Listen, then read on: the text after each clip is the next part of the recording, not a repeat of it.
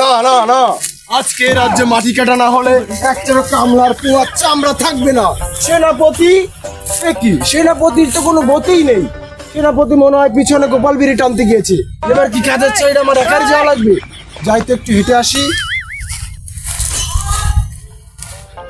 যাই তো। কি কামলা, তুমি আমার রাজ্যে কাজ করেছো কি? হামলা মাটি ফেলতে বলেছে নিচে, তুমি উঠিয়েছো উপরে। কি করেছো তুমি আমার সর্বনাশ?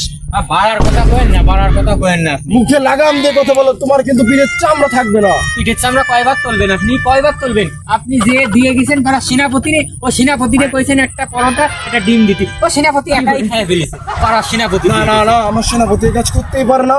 আর ওই গোপাল বিড়ি দিয়ে গেলেন 2 টাকা, তাও সেনাপতি নিয়ে গেছে, বুঝছেন? আমার সেনাপতি। আপনার এরকম পাড়ার রাজ্যে আমি কাজ করতে চাই না, আপনি আমার টাকা দিয়ে দেন, পাড়া আমি আমার মতো চলে যাই রাজা। না না না না, কাজ করো, আমি দেখছি আমার সেনাপতি তোমার করেছে কি ক্ষতি।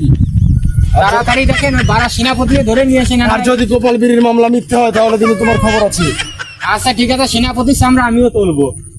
বড় বালসেরা রাজা আইছে আমারে, বালসেরা রাজার ময়দানে কাজ করতে আইছি, পাড়ার কাজ করতে আইছি। সে সেনাপতিও খেলা ফেলা ভালো না, আর রাজাও ভালো না, পাড়ার রাজা আমার। তার কাদের গোষ্ঠী মারি চলে যায় এলাকায়।